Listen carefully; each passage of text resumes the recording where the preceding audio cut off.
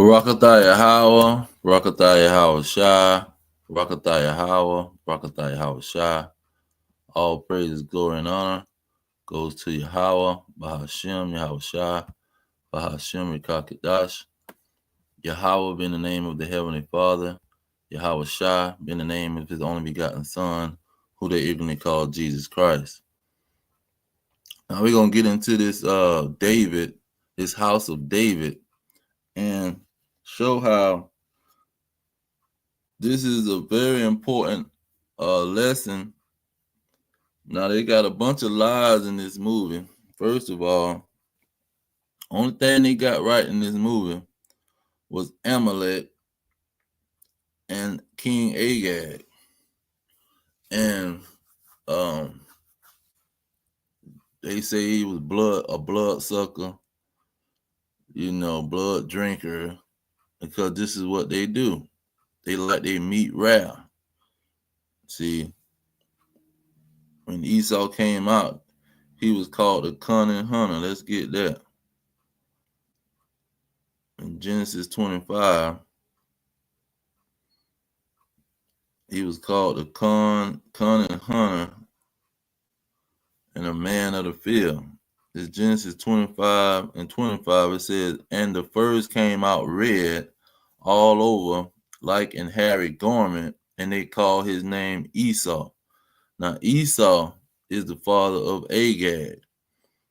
See, this blood sucker who goes around killing and drinking blood. Okay? And Agag is the same person that was trying to exterminate the Israelites with the book of Esther. Esther and Mordecai. You had Haman. Haman was from the tribe of Agag, and he was an Edomite. This is who these people are. And then when you go into the additions to Esther, it tells you that Agag was a Macedonian, just like the Greeks, and Alexander the Great was a Macedonian. See, these are the same peoples of the so-called white man. Now, this guy, forget his name, Jeremy something. He could be a so-called Arab, which they mixed in so deeply with the so-called white man. Is ridiculous, because they was trying to make that mixture. That's what the small hatters will tell you, that they trying to get rid of the so-called white peoples, and they want people to be either Israeli over in the state of Israel, or some freaking mixed up looking people like the so-called Arabs. You can't tell if they Persians or Ishmaelites, Saudi Arabians, or Iranians. See, they want you to, well, you can't tell who is who. But when in this house of David, you got all these Edomites operating. And the thing about it is, this is why Samuel came and chopped his behind up, because they trying to show in the movie that Saul's son, one of his sons, and the other Israelites was persuading him to keep the gold and the animals and this King Ahab. And so they tell you who these people is, and it's the so-called white man. It's so identical to what he got going on. He's a devil worshiper. That's why he had the house of Satan, the Church of Satan in 1966 with Anthony LaVey. And he got all these people in Hollywood worshiping Satan because he loved witchcraft. And then they like to drink blood, and they eat their meat and food raw. They don't like to cook their food, man. Now, when you go into what Samuel did when he chopped this joker up, now let's get this real quick and see if, where is it? Let's get this. Let me put this on the screen for a second. See if they let me play some of this. Let's see. Share my screen.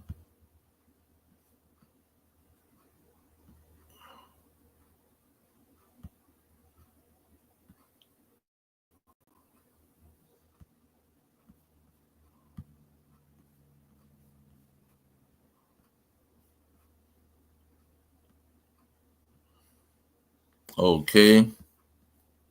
Fair use, fair use. See if they let me nitpick some of this TV series to get some information and give some criticism and start teaching from the situation and reporting uh the scholarship that they trying to push out there and brainwash people with. See, fair use, fair use. Now when you go into this TV series, The House of David, see the key point of it is that when he told Saul to kill these Edomites, the so-called white men, the women, the children, everything, this was a foreshadowing of the house of Saul that represent these 2/3. See, and when they this is one thing they can't do. They can't kill these people and get them out of their head. Kill white Jesus and all these lies about these whites and Arabs being Edomite. I mean, being see, they try to say the Arabs is Edomites and they are some Japheth and all this crap. No, the Arabs is Ishmael and Elam. See, the Persians and the Persians is the Elamites and the Saudi Arabians. They'll tell you that they come from Ishmael. So that both of them they do look alike. And so they threw all of them in the movie. But none of them supposed to be no Israelites. The Israelites was dark, especially at that time, was dark skinned, afro headed people, man. And they on there telling all kind of lies. Well, let me pull them back up on the screen. Because when Samuel, the prophet Samuel came back on the scene, he chopped this dragon up and let it be known for all time that the Lord ain't dealing with the so-called white men. See, you don't want, he said, don't, why you brought this man into this holy place? See, we holy. You don't supposed to bring him around us. And then in the movie they got him trying to put witchcraft on the girl. See, and this is what they do. He trying to deceive the woman. Hold on, let me put him back on the stage now. Put Esau back on the stage, the so-called white man. That's is who the Lord took the key. This is why the Lord took the kingdom from Saul, because he wanted to join the so-called white man. Then when you look at after that, he got the Edomites to kill his behind, him and his son, even though Jonathan was trying to talk some sense into him, and Jonathan was King David's best friend. But see, he his downfall was to the Edomites, who he was sitting up there trying to rob them just so he can have some fame. And then he added these Edomites to his army. See, it wasn't just the fact that he kept King Agag. That was the end of the story. He disobeyed the Lord and kept King Agag and took all the cattle and the money. No, after that, he still drew under him a bunch of Edomites. See, and let me see if I can get that. That's in either 1 Samuel 19 or 1 Samuel 21 or 2 Samuel 21, when he was chasing David and he got the Edomites with him. Yeah, I think it's 1 Samuel. Let's see. Let me start at 19. Saul spoke to Jonathan. Now they did show. I like the part where they showed Jonathan talking to Saul, and Saul said, "Well, do God only speak through Samuel? I'm the king. Why he don't speak through me?" And Jonathan was trying to talk some sense into his mind. Say, yeah, the Lord is only speaking through. This is the one. This is 1 Samuel 19 and 20. It says, and Saul sent messengers to take David. And when he saw the company of the prophets prophesying, Samuel standing as appointed over them, the Spirit of God. No, that ain't the verse I wanted. Yeah, that ain't the verse I wanted. But let me find the verse where it's talking about these Edomites went and killed the priest. Okay, I think it's 1 Samuel 21. This is 1 Samuel 21 and 7. And let me pull that up on the screen, man. Let me pull it up on the stage where he pretty much took these Edomites and went to chasing King David with him. Which one I got? Okay, I got this one. Yeah, he went to chasing King David with these Edomites. Okay. And make sure it's up on the stage. Okay. Back here. So when you go into 1 Samuel, where is it? 1 Samuel 21. And before all of this went down, the reason he adopted these Edomites on his team because they the one snitched on David and say him and Ahimelech the priest was conspiring against him. Where is it in verse yeah, I want to get right to the point. Here in verse 7, it says, now a certain man of the servants of Saul was there that day, detained before the Lord, and his name was Doeg, an Edomite, the chiefest of the herdsmen that belonged to Saul. So you had this Edomite being a freaking herdsman, man. And this joker, what he did, he wanted to frame David. Okay. So let me go down some. Yeah, so that was just his introduction on the scene. He tried to frame David and say David was in there with the priest. I think it's what is it? Is it 22? Let's see that.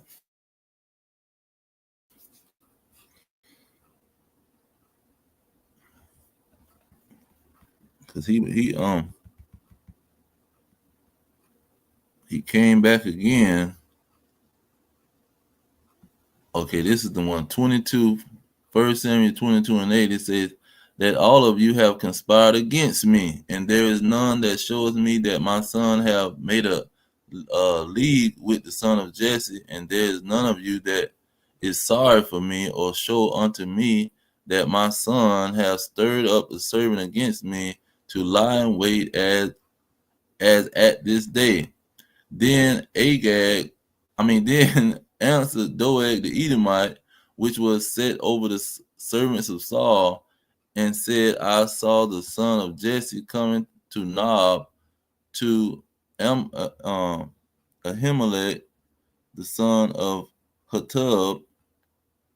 Okay, so now he going into detail about how he was trying to conspire because David went in to get the bread.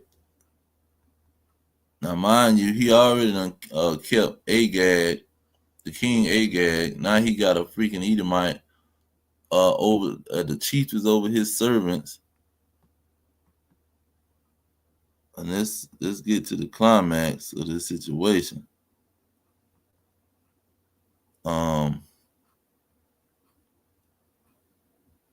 Okay.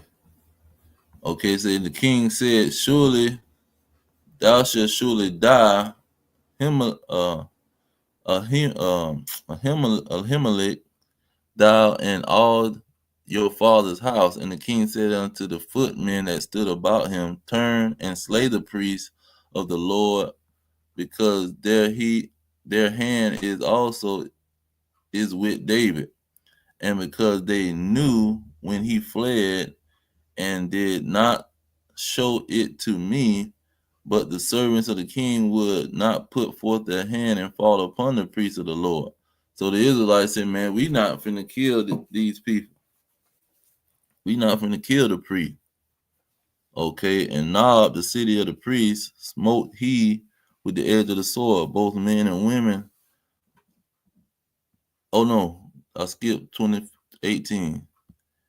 See, they would not try to do it. So he said the king said to Doeg, the Edomite, that turn thou and fall upon the priest. And Doeg the Edomite turned, and he fell upon the priest and slew on that day 40 persons that did wear a linen ephod. So he killed like 82 priests. Okay. Now mind you, these priests was in the land of Benjamin, and Saul was from Benjamin.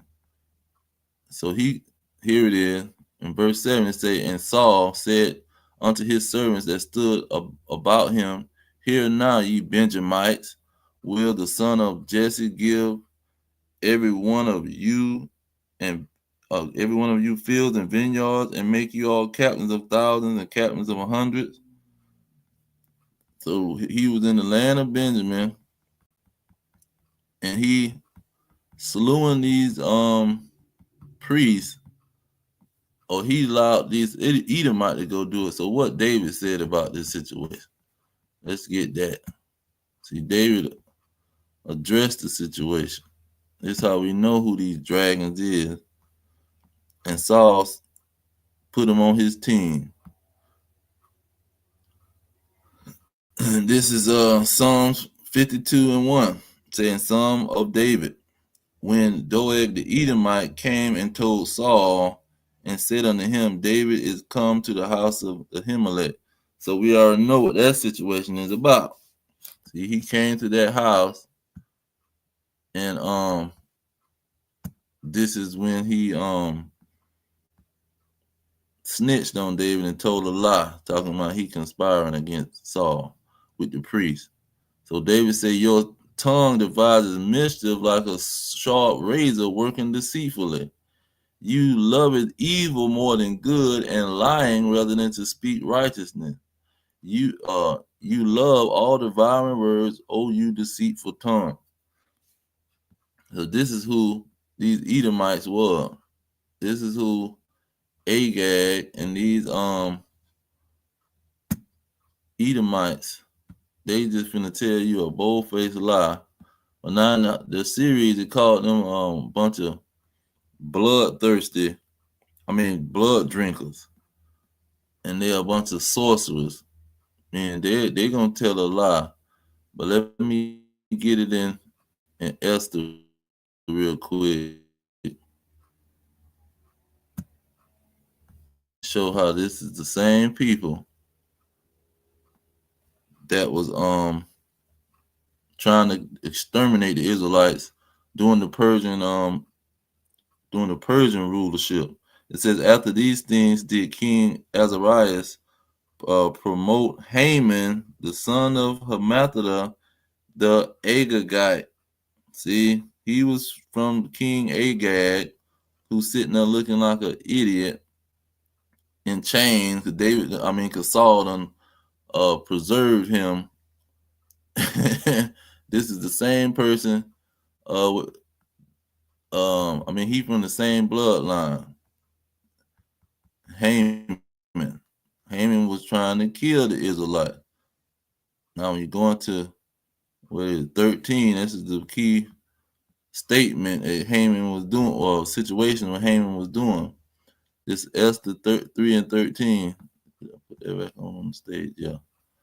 Esther 3 and 13, it says, and the letters were sent by post into all the king's provinces to destroy, to kill, and to cause to perish all Jews, both young and old, little children and women, in one day, even upon the 13th day of the 12th month, which is the month of Adar, and to take the spoil of them for a prey. So this is what this Agagite, the King Agag's of family, he was trying to do to the Jews what the Lord told Saul to do to these Edomites. Kill everything and don't keep nothing. But he wanted to listen to, well, this is what they showed in the TV series. He wanted to listen to these other Israelites and his son to say, keep some of this stuff, keep the gold, and let's keep some of the sheeps and everything. We're gonna eat good and have gold, and we're gonna prosper as a nation. This is what they put into the series. But we don't know. I don't think that the scriptures talk about all that. Now, it came down to it. Let me get this one in Samuel. Came down to it, which they show in the series, how that's in 1 Samuel 15. Was Samuel popped up on the scene. See, they showed that, and that's one of Samuel's major scenes. He popped up on the scene in the situation. And King Saul, he didn't want to talk to Samuel face to face, so they goes off into the cut. Now where is it? Let's get verse 1. It says, Samuel also said to Saul, the Lord sent me to anoint thee to be king over his people and over Israel. Now therefore hearken thou to the voice of the words of the Lord. So this is when he told him to go and kill everything. So he didn't do it. So now Samuel had to come back and talk to Saul.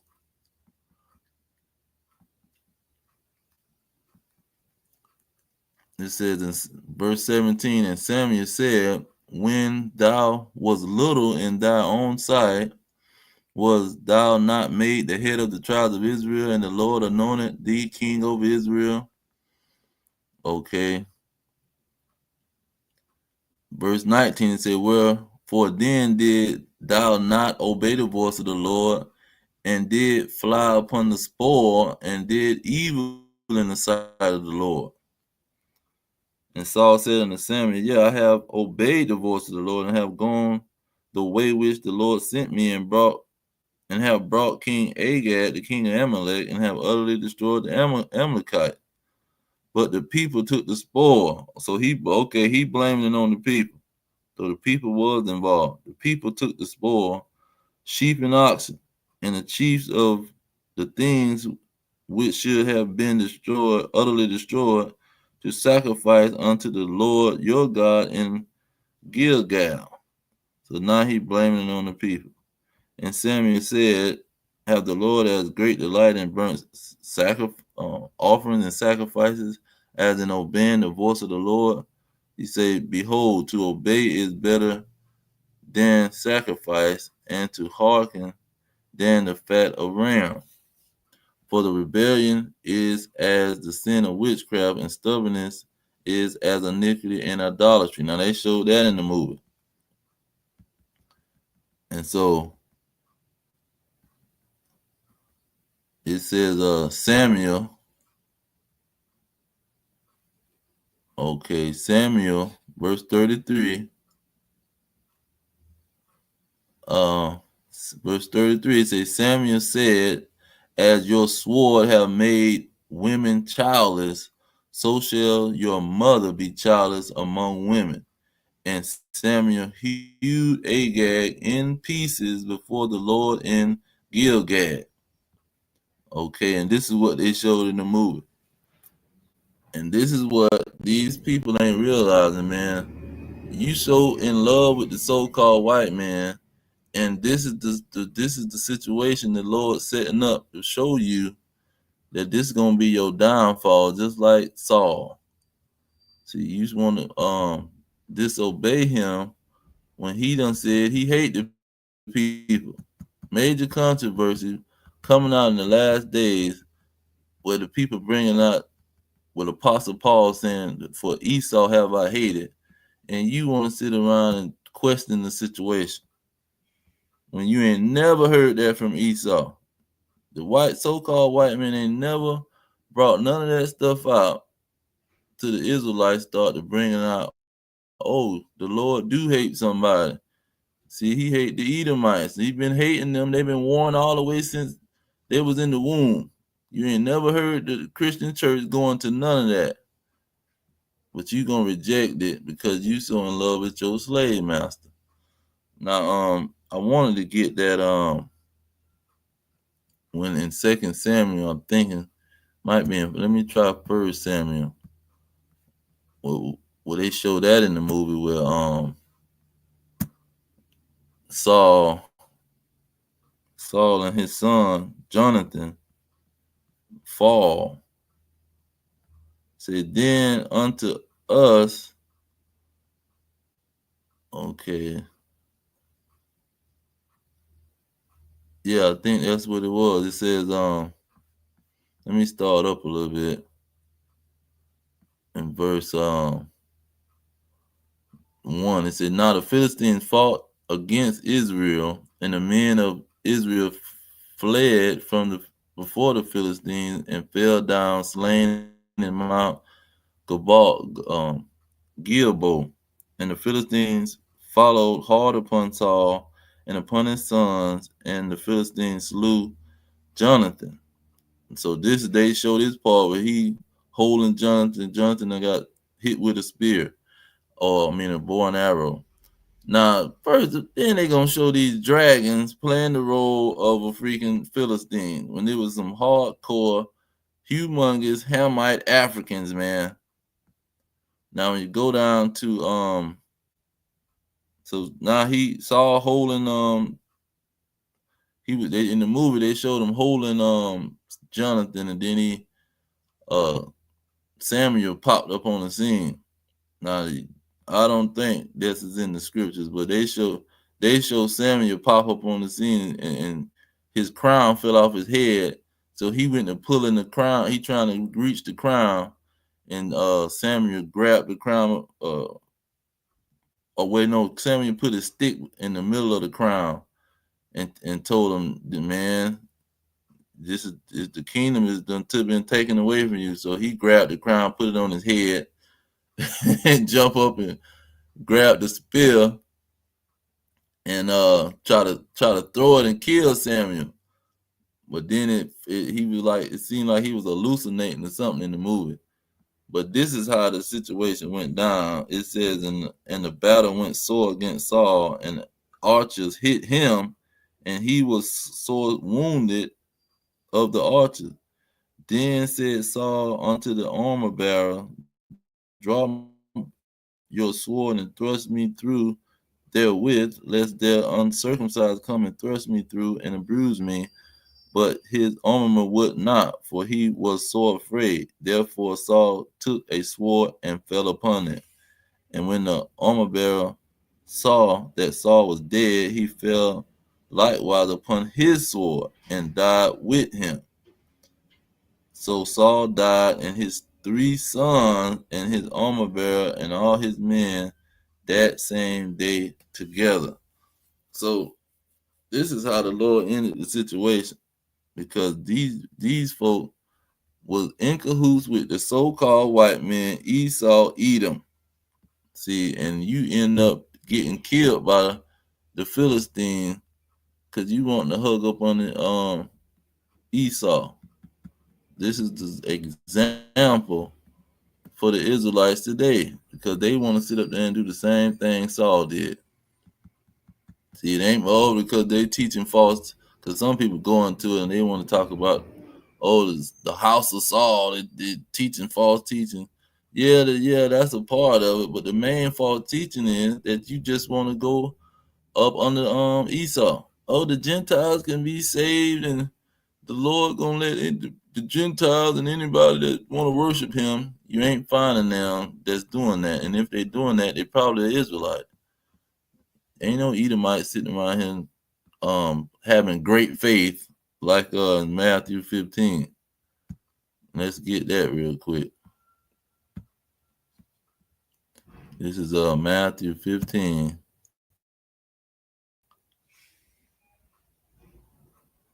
This is out of Yahushua own mouth. And it's the prime example for these people that's trying to save the heathen. He says, verse 23, it say, but he answered her not a word. So Yahushua ain't talking to these people. And his disciples came and besought him, saying, send her away, for she cried after us. And his men, his true men, is not dealing with no heathens, and especially not no freaking Amalekite Edomites. It says, but he answered and said, I am not sent but unto the lost sheep of the house of Israel. Then came she and worshipped him, saying, Lord, help me. But he answered and said, it is not meet to take the children's bread and cast it to dogs. Okay, so he let it be known that the children of Israel is who this stuff is supposed to go to.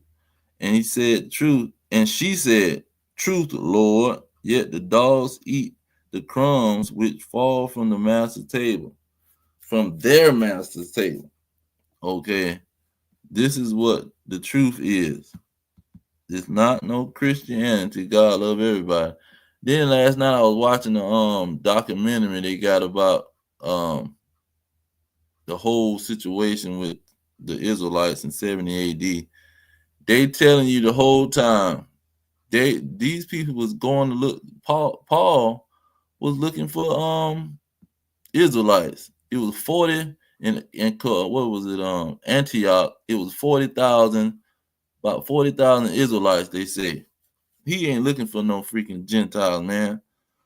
It said it said then Yahushua answered and said unto her, O woman, great is your faith, but be it unto thee as thou wilt. And her daughter was made whole that very same hour. See, that she was made whole because this lady had faith in the truth. See, that the Israelites is the masters and these heathens is the dogs. That's the truth. Not because she was saying, you know what, we can be like the Israelites master. No. And then and then when you look at it, when they were looking at the little documentary, I'm gonna do a little lesson on that too, because they couldn't get around it. They could not get around it. If you walking through Antioch at that time, why in the world would them heathens want to run up into some synagogue and listen to some Israelites talk about not eating the pig, not eating blood animals and the blood? You know, why are they gonna go in there and start not wanting restrictions when they got these other gods that letting them do whatever they want to do? Why are they gonna leave the gymnasium where they can walk around butt naked and go put some clothes on their behind? They're not finna do it, man. It just don't even make no sense. They had been heard about the situation and they ain't went up in there. They don't give a care what Paul is talking about. But anyway, I'm gonna leave it there. I just want to do that real quick on the House of David and this TV series that they telling all these lies about. So yeah, I'm gonna leave it there. All praise to Yahweh, by Hashem, Yahweh Shai, by Hashem and Kakadash. Double honors to the elders pushing the truth. Peace to the elect worldwide. Our kingdom is at hand. Shalom.